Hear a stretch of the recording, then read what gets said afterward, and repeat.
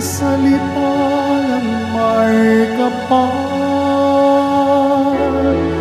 na pagkain kanyang bigay. Alleluia, Alleluia, Alleluia, Alleluia.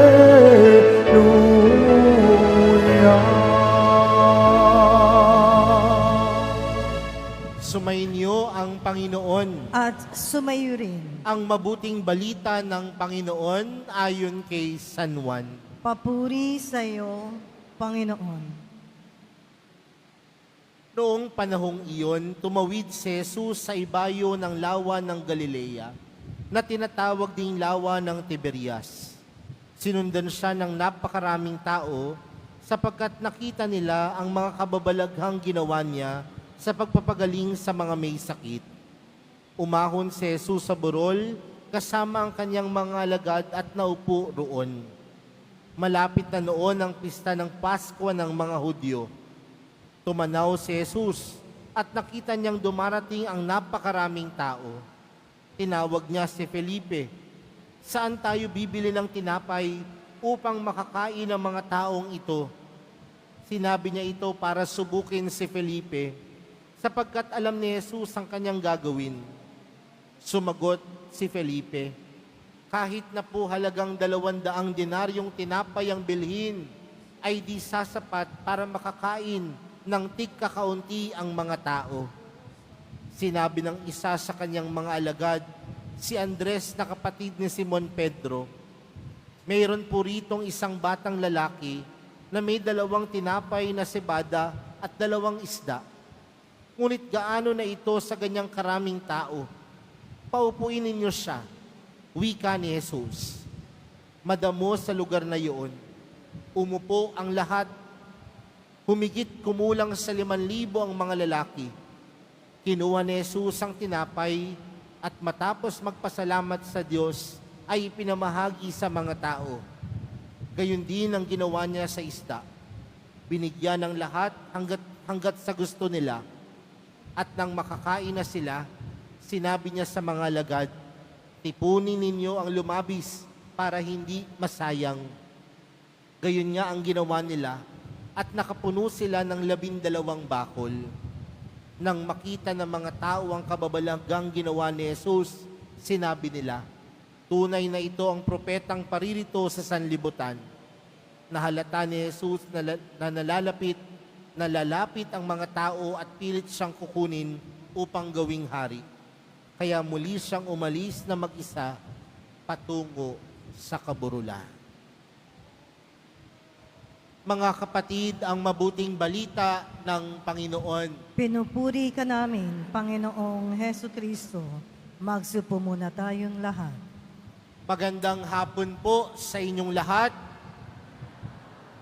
Pakibati nga po ang katabi ng magandang hapon.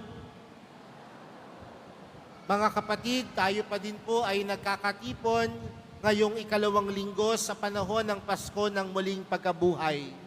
Ngayon po ay unang Biyernes para sa buwan ng Mayo. At alam po natin kapag araw ng Biyernes, ito po ay araw na inilalaan po natin para tayo ay magbigay parangal, papuri at higit sa lahat, pasasalamat po sa atin pong mahal na pong Jesus Nazareno. Kaya bigyan nga po natin ng malakas na palakpak ang ating pong mahal na pong Jesus Nazareno. Mga kapatid, sa atin pong ibanghelyong napakinggan, marami po ang taong sumusunod sa Panginoon.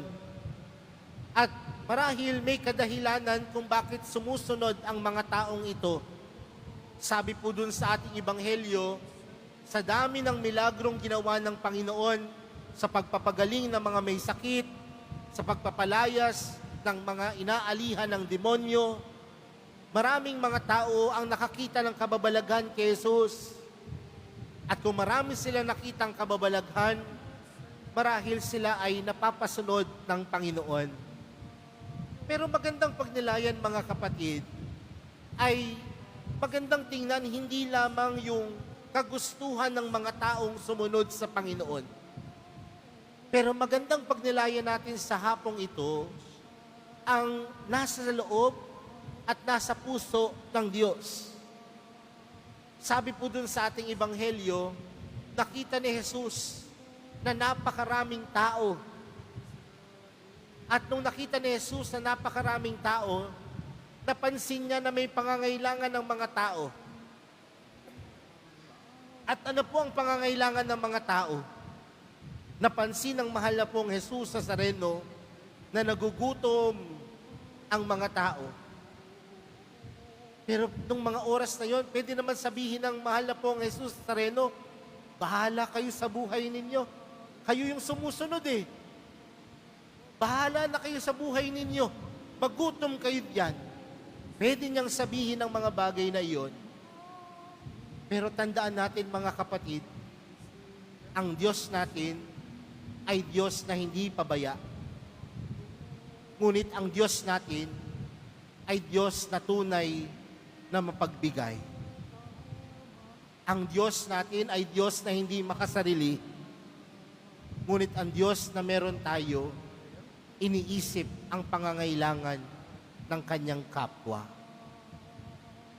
Mga kapatid, hamon din po ito sa atin bilang mga deboto ng mahal na pong Jesus Nazareno. Marami sa atin, may mga pagkakataon kung tayo ay tinatawag na isang deboto ng mahal na pong Jesus Nazareno, dapat ang isang katangian ng isang deboto mapagbigay. Dapat ang isang katangian ng isang deboto hindi makasarili. Kaya ang isang tunay na deboto, kagaya ni Jesus, nagbibigay. Pero ang tanong, anong klase kayang pagbibigay?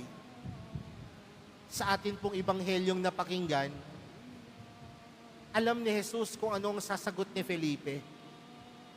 At sabi po, dito sa ating ebanghelyo, ang sagot lang ni Felipe, kahit na po halagang 200 denaryong tinapay ang bilhin, ay di sasapat para makakain ng tigkakaunti ang mga tao. Sa una pa lang, parang si Felipe ayaw nang magbigay. Pero anong sabi ng isang alagad? Meron isang bata dito na merong 2 isda at 5 tinapay. At ano pong tinuturo nito mga kapatid? Ang pagbibigay ay hindi sa kung gaano kalaki, kundi ang pagbibigay ay kung ito ay nagmumula sa kaibuturan ng kalooban at puso. Baka nga malaki ang iyong tinutulong, pero masama naman ang iyong loob. May kilala po ako, isang araw, sabi niya sa akin, Father, hindi po ako nakatulog kagabi. Sabi ko, bakit? Ang laki po kasi ng donate ko.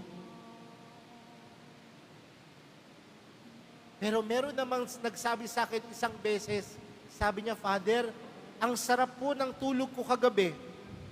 Sabi ko, bakit? Dahil nakapagbigay po ako ng 50 pesos sa taong nangangailangan. Alam niyo po yung pagkakaiba nun? Ang tunay na nagbibigay, nagmumula sa kalooban. Ang tunay na nagbibigay, hindi sumasama ang loob. Nung nagbigay ang Panginoon, nagbigay siya at handa siyang magbigay kahit pa ang kanyang buong sarili. Hindi sa laki, kundi sa kaibuturan ng puso. Pangalawa, kahit yan ay maliit, kung ito ay dadaan sa palad ng Diyos, ito ay makagagawa ng milagro. Uulitin ko, kahit na yan ay maliit, kung yan ay dadaan sa palad ng Diyos, ito ay magkakaloob ng napakalaking milagro. Mga kapatid, sa buhay pananampalataya natin, maraming pagkakataon na naghihikahos tayo. Maraming pagkakataon na nahihirapan tayo. Pero kung ito ay padadaanin natin sa palad ng Diyos, sa palad ni Jesus, ito ay mapupalitan kahit maliit. Ito ay mapapalitan ng pagpapala. Sabi nga po doon sa ating ebanghelyo, gaano karami ang kanilang napakain? 5,000. At hindi lang 5,000 marahil lang nakakain dahil may natira pa. Inipon pa nila yung natira. Dahil ang lahat ng bagay na maliit, kapag dumaan sa palad ng Diyos, kagaya nga ng mga sinasabi ng grupo ng El Shaddai, ito ay nagiging siksik, liglig, at nag-uumapaw. Ano mang maliit sa buhay natin, dumaan sa palad ng Diyos, ito po ay nagiging malaking pagpapala. Panghuli mga kapatid, na pangyayari ang lahat ng bagay ng ito, na pangyayari ang lahat ng milagro sa isang bagay, sa pagtitiwala. Uulitin ko po, lahat ng mga pagpapala, lahat ng mga biyaya, dapat nagmumula sa pagtitiwala. Dahil kung tayo ay may tiwala, alam natin na hindi tayo pababayaan ng Diyos. Alam natin na alam ng Diyos ang mga bagay na pinagdaraanan natin sa ating buhay. Alam ni Jesus ang mga hirap na dinaranas natin sa ating buhay. At kung ito ay alam ng Panginoon, isa lamang ang hamon niya sa atin. At ano po yun? Magtiwala. Alam niyo po, meron po akong isang karanasan. Bago ho magpandemya, may lumapit po sa aking isang bata, isang nanay. At ang sabi niya sa akin, Father, pwede niyo po bang basbasan itong aking anak? Kasi po magpapacheck up po kami sa ospital. At ang sabi po ng doktor sa amin, Father, 2 buwan na lamang po ang kanyang buhay. Hindi ko lang masabi sa kanya, sa akin talaga kayo magpapabless. Kasi natatakot po ako, lahat ng binless ko dumiretso sa langit eh. Alam niyo na ibig sabihin nun? Sabi ko na lang sa nanay na yon, sabi ko, Nay, pwede bang 2 tayong magdasal sa iyong anak? Pinagdasal namin yung kanyang anak. At kinalingkuhan na yun, nag-lockdown po, nagsarado ang simbahan. At makalipas po ang 3 taon, habang ako po ay nagmimisa, meron pong isang batang naglalaro sa loob ng simbahan. Nakasimangot po ako. Kasi naguguluhan po ako eh. Nadidisturb po ako. Nawawala po ako sa focus. Pero pagkatapos ng misa, lumapit po yung nanay. Sabi sa akin ng nanay, Father, naalala mo pa ako? Sabi ko sa kanya, hindi na po, pasensya na po. Kinuwento niya yung pagkakataon na yon. Ang akala ko po, yung anak niya pumanaw na. Kaya sabi ko doon sa nanay, kikiramay po, Father, buhay pa po. Nasaan ho yung bata? Kanina po, Father, nakasimangot pa po kayo dahil may batang takbo ng takbo sa altar. Yun po yung binless natin. Yun po yung ipinagdasal natin. Nung mga panahon na yon, Father, hirap na hirap po ako, nagpandemya pa. Pero isang bagay ang pinahawakan ko. ang tiwala sa Diyos.